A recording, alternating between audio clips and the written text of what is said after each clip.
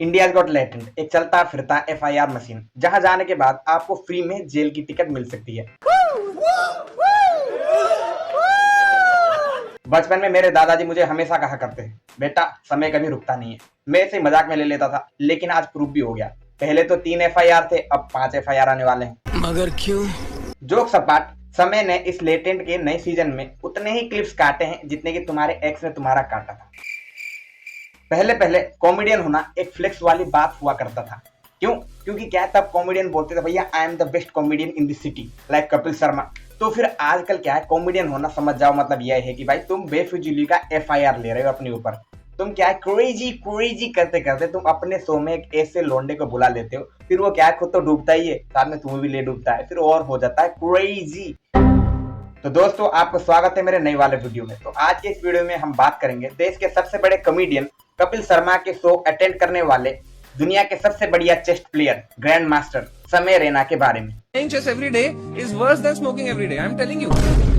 India's got latent के आने के बाद एक ऐसा इंसान था जो कि समय से भी ज्यादा खुश था। तुम अंदाजा लगा दो कौन होगा, कमेंट कर दो जरा, बाकी मैं बता ही देता हूँ। उस इंसान का नाम था प्रणीत मौर्य। बाकी तो तुम समझ गए होगे, कॉन्टेक्स्ट नहीं आया? अरे मैं बता देता हूँ ना, 370 की बिरयानी आई। तो मतलब लड़कियों को देख के तुम्हें समझ जाता है कि ये क्या है, किसी को भी इनके ब्रेसेस रहते हैं। इंडियाज गॉट लेटेंट एक ऐसा शो है जहां जाने के बाद तुम्हारा नाम और फेम और बढ़िया होके बढ़ जाएगा। Until and unless your name is Ranveer. अभी मैं गाली नहीं दे सकता। नहीं, गाली नहीं देना। बस वही वाली बात है। समय ने इंडियाज गॉट लेटेंट के पैनल के लिए पहले तो रणवीर कपूर को ही अप्लाई किया था, लेकिन जब रणवीर कपूर ने देखा भैया रणवीर नाम वाले जो भी लेटेंट पे जाते हैं उनका तो हाल देख लिया, तो इसीलिए उसने बोला भैया आलिया तुम ही जाओ, तुम ही देखो ये लेटेंट। इस बार जब इंडियाज गॉट लेटेंट का एपिसोड शूट हो रहा था, तब क्या समय ने अपने शो में नींबू और मिर्ची साथ रखा था। पता क्यों? ताकि बुरी नजर से बच सके। समय को ये नींबू और मिर्ची रखने के बजाय उसको क्या है, सोनपुर का मेला बंद करवाना चाहिए था। क्यों? क्योंकि समय के सबसे बुरी नजर वाले तो सुनील पाल ही हैं और उनका बेस्ट शो सोनपुर का मेला, तो वो थोड़ा सीन गड़बड़ बैठ गया। समय को नींबू मिर्ची के बजाय सुनील पाल को बंद करवाना चाहिए था। ये एज गुड एज आतंकवादी लोग हैं, इनके साथ में वही होना चाहिए जो आतंकवाद। जब ये India's got latent season 2 release हुआ तो बाकी लोगों ने बोला भैया समय यार गड़बड़ हो गया, समय बेकार है, आलिया भट्ट बेकार है, सरवरी बेकार है और आशीष सोलंकी बेकार है। सभी लोगों के बारे में मैं बुरा सुन सकता हूँ, लेकिन बलराज भाई के बारे में कुछ नहीं। भाई बलराज भाई एक ऐसे आदमी है जो कुछ गलती भी नहीं करते, चुपचाप जेंटलमैन की तरह बैठे रहते हैं, फिर भी पता नहीं कहाँ से लोग आ जाते हैं। तमिलनाडु तमिलनाडु कैसे आएगा भाई, और सेट टूट जाता है। कुछ भी ना करो फिर भी सेट टूटना तो इनका ही है। I know this joke is bad, but अभी मैं सुनील पाल के जोनरा में आ चुका हूँ भैया, सुनील पाल वाली कॉमेडी एरा में आ चुका हूँ, तो माफ कर देना भाई बैड जोक के लिए। वैसे बाकी लोगों को ये शो बढ़िया लगा या ना लगा, लेकिन हमको उससे क्या मतलब, लेकिन सुनील पाल को ये शो सबसे बेकार लगा। पता है क्यों?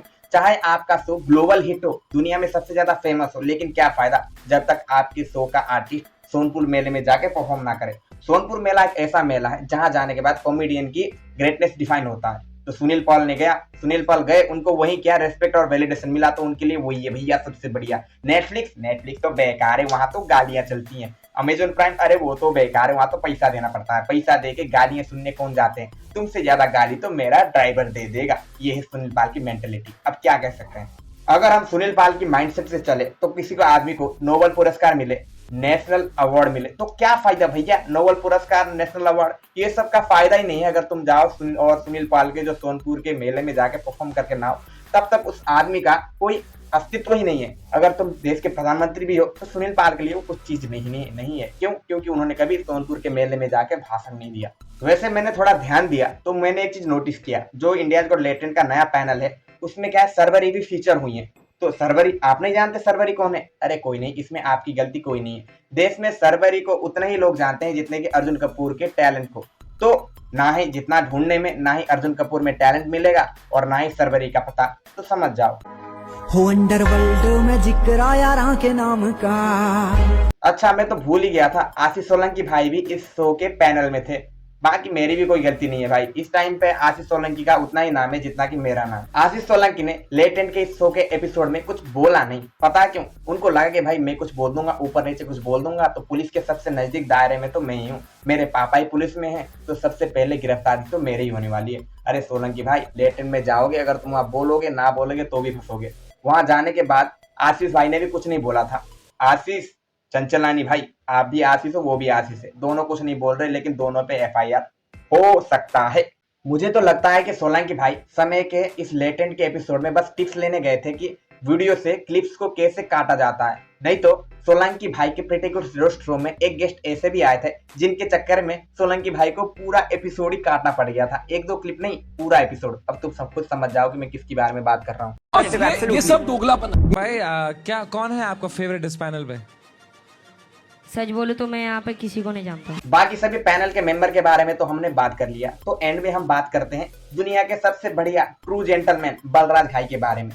बलराज घाई के इस शो में उतना ही काम है, वो बोलते हैं भैया मेरा स्टूडियो लो, तुम लोग चाहे जो भी कंटेस्टेंट बुलाना हो बुलाओ, जो बोलना है बोलो, मेरा तो काम क्या है, मेरा तो बस स्टूडियो टूटेगा, मैं तो पहले से रेडी होके बैठूंगा, अपना तो क्या है स्टूडियो टूटाने का काम है। और ना ही घर जाते हैं ना ही कहीं जाते हैं, किस लिए? ताकि स्टूडियो टूट जाए। बलराज भाई तो कुछ बोलते भी नहीं है, फिर भी उनका नुकसान हो जाता है, स्टूडियो टूट जाता है। लेकिन एक बात तो है, लेट में अगर तुम गए तो तुम बोलो या ना बोलो, तुम्हारा नुकसान होना तो तय है। तुम आशीष भाई को ही देख लो। Okay, that's my time. अगर आपको ये वीडियो थोड़ा सा भी बढ़िया लगा हो तो वीडियो को लाइक, और चैनल में नए जुड़े हो तो चैनल को सब्सक्राइब जरूर कर देना। बाकी क्या है आपको पता ही है, जो मेरे व्यूअर्स हो, ये सब क्या है एंटरटेनमेंट पर्पस के लिए बनाया गया है। नो हेट टू अदर्स, मुझे हेट करो कोई दिक्कत नहीं है, बाकियों को नहीं, क्योंकि ये केवल एंटरटेनमेंट पर्पस के लिए बनाया गया है। समय ह्यूमर का बढ़िया, हम क्या है रोस्टिंग में बढ़िया, आगे जाएंगे बढ़ते रहेंगे तो कम्युनिटी बनाएंगे।